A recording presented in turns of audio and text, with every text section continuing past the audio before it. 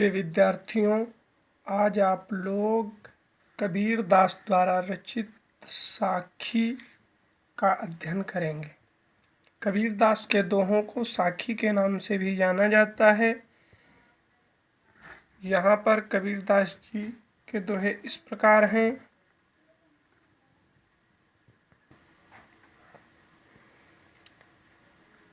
बलिहारी गुरु आपणे तव हाड़ी कै बार, जिन मानुष मानिस तय देवता करत न लागी बार। देखिए, कबीर दास जी की भाषा पंचमेल खिचड़ी है, शतुक्कड़ी है, इसलिए यहाँ पर शब्दों पर विशेष ध्यान दीजिए। आपणे का मतलब आपने, दव का मतलब दूं, हाड़ी का मतलब देह या शरीर कह सकते हैं। कई बार मतलब कितनी बार, मनुष्य माने मनुष्य, तय माने से, बार माने देर। इसकी व्याख्या इस प्रकार लिखेंगे कि कबीर दास जी कहते हैं, मैं अपने उन गुरु पर न्यौछावर हूँ और अपना शरीर बार बार उनको अर्पित कर देना चाहता हूँ, जिन्होंने मुझको अविलंब मनुष्य से देवता बना दिया, अर्थात अपने ज्ञान द्वारा मुझको मनुष्य से देवता बनाने में जिन्होंने या जिन्हें कुछ भी देर नहीं लगी, ऐसे गुरु पर मैं अपने प्राणों को बारंबार न्यौछावर करता हूँ। सतगुरु की महिमा अनंत अनंत किया उपकार, लोचन अनंत उघाड़िया अंत दिखावा हाड़। देखिए, इसका शब्दार्थों पर थोड़ा ध्यान दीजिए कि अनंत का मतलब अनंत मतलब अपार, उपकार का मतलब उपकार, लोचन अनंत का मतलब दिव्य दृष्टि, उघाड़िया का मतलब खोल दिया है, और अनंत जो फिर से आया इसका मतलब है अनंत सत्ता प्रभु का विराट स्वरूप। देखिए, इसकी व्याख्या यहाँ पर इस प्रकार है कि सतगुरु की महिमा का वर्णन नहीं कर सकते। कबीर दास जी कहते हैं कि उस सतगुरु की महिमा का वर्णन नहीं किया जा सकता, अर्थात अवर्णनीय है। सतगुरु की महिमा हमारे ऊपर अपरंपार है, बहुत है। उन्होंने मुझ पर अनेक उपकार किए हैं, उन्होंने मुझको दिव्य दृष्टि प्रदान की है और अंततः ब्रह्म के दर्शन कराए हैं, अर्थात भगवान की अनंत सत्ता यानी विश्व ब्रह्मांड के विराट स्वरूप से परिचित कराया है। ऐसे भगवान ने हम पर उपकार किए हैं। दीपक दिया तेल भरी, बाती दई अगट, पूरा किया विषाणु, बहुर न आवे हट। अब देखिए, यहाँ पर इस पर ध्यान दीजिए। कबीर दास जी कहते हैं कि गुरु ने शिष्य के शरीर रूपी दीपक को ईश्वरीय प्रेम रूपी तेल से भर दिया है, उसमें ज्ञान रूपी अक्षय यानी समाप्त न होने वाली बत्ती डाल दी है। उसकी ज्योत से जीव की सांसारिक वासना समाप्त हो गई है, अर्थात सांसारिक भावनाओं का क्रय और विक्रय समाप्त हो गया है। परिणामता यानी परिणाम स्वरूप जीव को आवागमन के चक्र से मुक्ति मिल गई है। अब उसे संसार रूपी बाजार में फिर से आना जाना नहीं पड़ेगा। अगला दोहा देखिए। बूढ़े थे पर उबरे गुरु की लहर चमक, फेरा देखा जरा उतर पड़े फरक। इसके शब्दों पर ध्यान दीजिए। उबरे का मतलब बच गए या पार हो गए, लहर का मतलब कृपा रूपी तरंग, भेरा का मतलब बेड़ा नाव, जरा का मतलब जीर्ण शीर्ण पुराना, फरक माने फड़क कर, उछल कर या कूद कर कह सकते हैं। इसकी व्याख्या इस प्रकार है। गुरु की कृपा, गुरु की कृपा का वर्णन करते हुए कबीर दास जी कहते हैं कि हम तो भवसागर में डूब ही गए थे कि गुरु की ज्ञान रूपी लहर उठी और गुरु की कृपा से हमने देख लिया कि हमारा बेड़ा यानी नाव अत्यंत जर्जर है, अतः हम उससे उछल कर कूद पड़े और अलग हो गए। इस प्रकार गुरु द्वारा प्रदत्त ज्ञान ने हमको बचा लिया, वरना इस संसार रूपी सागर में तो हम डूबकर मर ही जाते। इसलिए ईश्वर की कृपा से हम बाल बाल बच गए। अगला देखिए, चिंता तो हरि नाव की और न चिंता दास, जे कुछ चितवैं राम बिनु सोई काल के पास। कबीर दास जी कहते हैं कि हरि के सच्चे सेवक ईश्वर का ही चिंतन करते हैं। जो भगवान के भक्त होते हैं वो ईश्वर की ही पूजा और उपासना करते हैं। वे अन्य किसी वस्तु की चिंता नहीं करते। वे इस बात को भली प्रकार जानते हैं कि ईश्वर का स्मरण करने के अतिरिक्त अन्य सभी चिंतन मृत्यु के समान बंधनकारी हैं। यानी अगर हम किसी अन्य वस्तु का चिंतन करते हैं तो समझ लीजिए हम मृत्यु के पास हैं, यानी वो मौत की। तो फिर मरते कौन लोग नहीं, मरते सभी हैं, लेकिन जो भगवान के दर्शन करते हैं वो इस संसार में अमर हो जाते हैं। तू करता तू भया मुझ में रही न हूँ, बारी फेरी बल गई जित देखूं उत तू।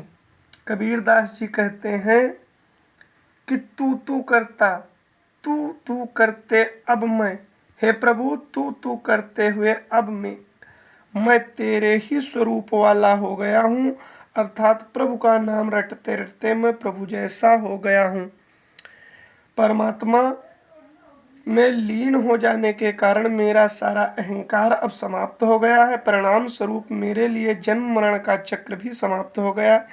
अब मैं जिधर देखता हूँ उधर हे प्रभु आप ही आप नजर आते हो। अभिप्राय यह है कि प्रभु का स्मरण करते करते भक्त ने परमात्मा का ही स्वरूप प्राप्त कर लिया।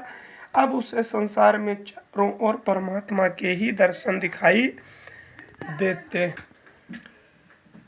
कबीर सूता क्या करे काहे न देखे जाग, जाके संग तय बिछुड़िया ताही के संग लाग। सूता माने सोता हुआ, बिछुड़िया का मतलब अलग हो गया। कबीर दास जी कहते हैं जिसके साथ था उसी से बिछड़ गया, अलग हो गया। कबीर दास जी कहते हैं कि जीव तू मोह निद्रा में पड़कर, मोह निद्रा में पड़ा हुआ क्या कर रहा है, अर्थात तू मोह निद्रा को छोड़ दे और जागकर वास्तविक तथ्य को क्यों नहीं देखता, अर्थात तू ज्ञान का प्रकाश प्राप्त करके अपने दुखों को का भगवान से निवेदन क्यों नहीं करता। अरे जीवात्मा, तू अज्ञान के कारण जिस ब्रह्म से अलग हो गया है उसी को प्राप्त कर, अर्थात जीवात्मा का परमात्मा से संयोग करा दे। कैसो कही कह कू किए काहे न सोइए सरार, रात दिवस के कूकड़े कबहू लगे पुकार। कबीर दास जी कहते कैसो का मतलब केशव भगवान का नाम है, कुकिए का मतलब बोलिए स्मरण कीजिए, असरार का मतलब आलस्य मत करिए या आलस्य करके, कुकड़े का मतलब पुकारने से। कबीर दास जी कहते हैं यानी जीवों को संबोधित करते हुए कहते हैं कि हे प्राणियों, हर समय ईश्वर का नाम ले लेकर उसे पुकारते रहो। तुम आलस्य में मत पड़ो, अर्थात अज्ञान निद्रा का परित्याग करो। रात दिन लगातार पुकारने से कभी न कभी तो तुम्हें सफलता मिलेगी ही, अर्थात भगवान किसी न किसी दिन तुम्हारी पुकार अवश्य सुनेंगे। लंबा मार्ग दूरी घर, बिकट पंथ बहुमार, कहो संतों क्यों पाइए दुर्लभ हरि दीदार। कबीर दास जी कहते हैं विकट का मतलब जिसे पार करना कठिन हो, मार का मतलब लुटेरे, दीदार का मतलब होता है दर्शन, लंबा का मतलब लंबा है, मार्ग माने घर, दूर का मतलब दूर और घर का मतलब घर। कबीर दास जी कहते हैं भगवान की प्राप्ति का मार्ग अर्थात साधना का मार्ग बहुत लंबा है, क्योंकि जहाँ पहुँचना है वह घर परमात्मा बहुत दूर है। प्रभु प्राप्ति का मार्ग न केवल लंबा है अपितु कठिन भी है। फिर इस मार्ग में बहुत से लुटेरे यानी संसारिक आकर्षण भी मिलते हैं। ऐसी स्थिति में हे संतों, बताइए भगवान के दुर्लभ दर्शन कैसे प्राप्त हों। यह तन जारो मस करो, लिखो राम का नाम, लेखन कर की लिख लिख राम पठाओ। कबीरदास जी कहते हैं, परमात्मा के विरह में व्याकुल जीवात्मा कहती है कि मैं अपने इस शरीर को जलाकर स्याही बनाऊंगी, उसके पश्चात अपनी हड्डियों की लेखनी यानी कलम बनाकर उस स्याही से राम का नाम लिखकर प्रियतम राम के पास बार बार भेजती रहूंगी, जिससे वे मुझे विरहिणी की यानी मुझ विरहिणी की विरह दशा और पीड़ा को समझ सकें। कै बिरहिन कुमीच दे, कै आपा दिखलाय, आठ पहर का दाझड़ा मोह पे सहा न जाए।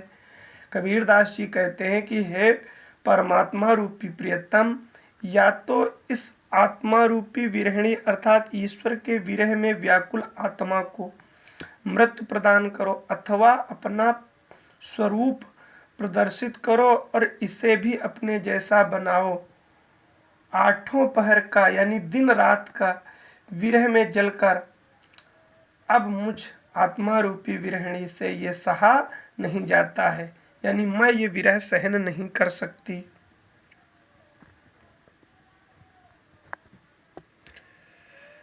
कबीर रेख सिंदूर की काजल दिया न जाए, नैन रमिया रम रहा दूजा कहाँ समाए। कबीरदास जी कहते हैं कि मैं सौभाग्यवती नारियों की तरह अपनी मांग में सिंदूर की रेखा लगा ली है, यानी मैंने लगा ली। यह मेरे प्रेम का प्रतीक है, मेरे सौभाग्य की सूचक है। अब लाल रंग स्वीकार कर लेने के बाद काजल को अपनाना मेरे लिए संभव नहीं है। कबीर अपनी बात को स्पष्ट करते हुए कहते हैं कि स्थल पर रमने वाले परम प्रिय राम मेरे नेत्रों में समा गए हैं, अतः अब काजल इत्यादि दूसरे श्रृंगारों को लगाने के लिए नेत्रों में जगह भी नहीं है। और जब मुझे मेरे प्रियतम का संपूर्ण स्नेह पहले से ही मिल रहा है, तो अब मुझे वह श्रृंगार करने की कोई आवश्यकता भी नहीं है। सायर नाही सीप बिन स्वाति बूंद भी नाय, कबीर मोती नीपजे सुन्नी सियर गढ़ माय। कबीरदास जी कहते हैं, देखिए बहुत अच्छा पद है। सायर मतलब सागर, निपजय मतलब उत्पन्न होता है, शून्य सियर का मतलब शून्य शिखर अर्थात सुनसान नाड़ी के ऊपर स्थित ब्रह्मरंध्र, गढ़ मतलब शरीर रूपी किला।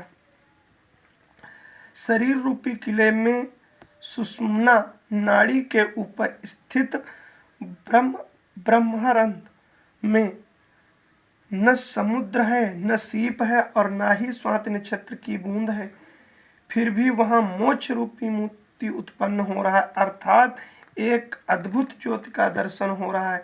सामान्य रूप से यह विख्यात है, जब समुद्र की सीप में स्वाति नक्षत्र की बूंद पड़ती है तो मोती बन जाते हैं, परंतु ब्रह्मरंध्र में एक ऐसी अद्वितीय स्थिति है जहाँ पर समुद्र, स्वाति नक्षत्र की बूंद और सीप का अभाव होने पर भी मोक्ष रूपी जो है मोती उत्पन्न हो रहे हैं। पंखी उड़ानी गगन को प्याण रहा परदेश, पानी पिया चंच बिन भूल गया बहुदेश। कबीरदास जी कहते हैं कि पानी जमकर बर्फ बन जाता है,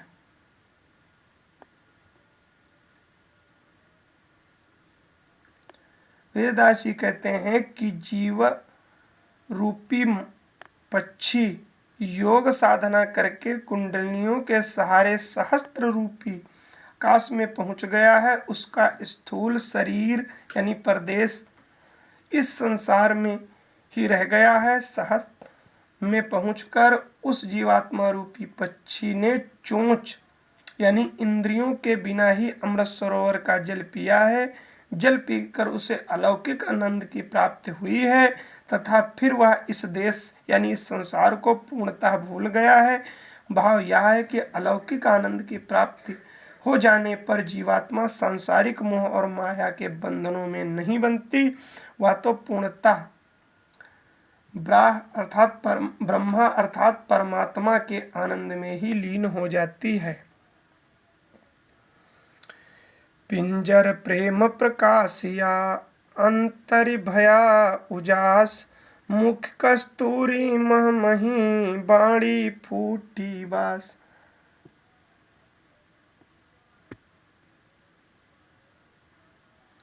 कबीरदास जी कहते हैं कि ईश्वर का साक्षात्कार होने पर जीवात्मा के मुख से निकलने वाले प्रत्येक शब्द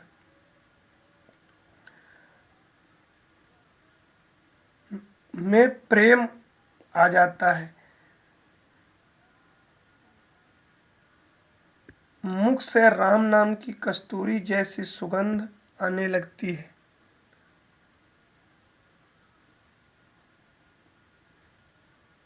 वाणी से प्रेम की सुगंध फूट कर निकलने लगती है।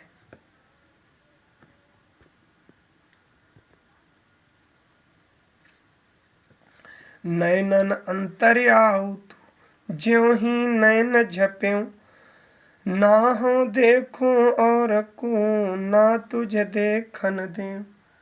कबीरदास जी कहते हैं कि हे प्रभु, जैसे ही हे परमात्मा, ज्यों ही मैं अपने नेत्र बंद करूं तू मेरे नेत्रों के अंदर शीघ्रता से आकर बैठ जा।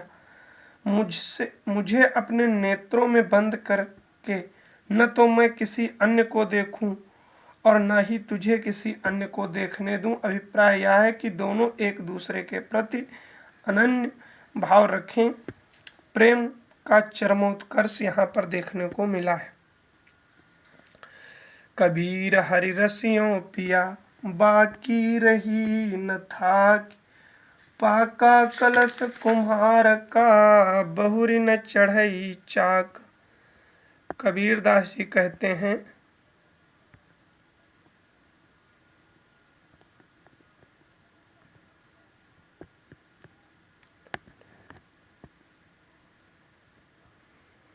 कबीरदास जी कहते हैं कि मैंने ईश्वर की भक्ति का रस इतना छान कर पिया है कि मेरे मन की सारी तृष्णाएं समाप्त हो गई। जिस प्रकार कुम्हार का घड़ा जब तक पक जाता है तो उसे फिर चाक पर चढ़ाने की आवश्यकता नहीं होती, ठीक उसी प्रकार मेरे मन में अब सांसारिक लालसा या इच्छा शेष नहीं रही है और इस स्थिति में आकर मैं आवागमन के चक्र से मुक्त हो गया हूँ।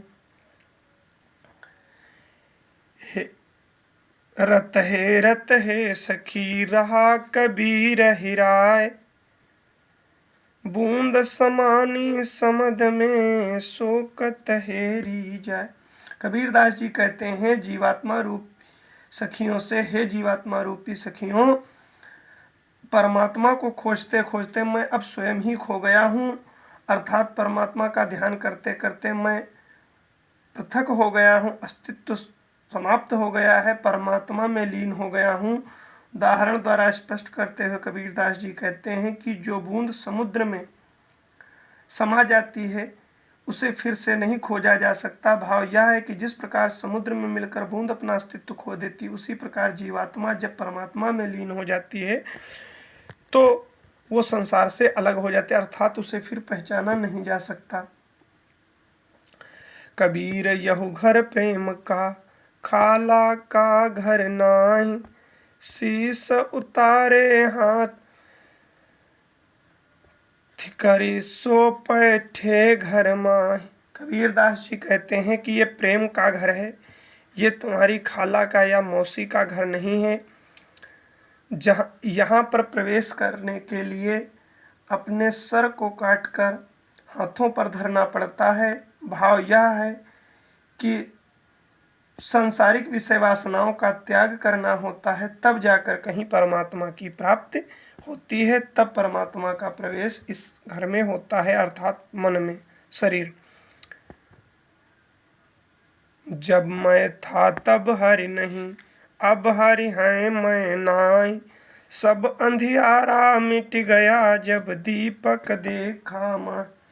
कबीरदास जी कहते हैं, जब मेरे अंदर अहंकार था तो परमात्मा की मुझे प्राप्ति नहीं हुई थी। अहंकार समाप्त होने पर अब मुझे परमात्मा की प्राप्ति हो गई है।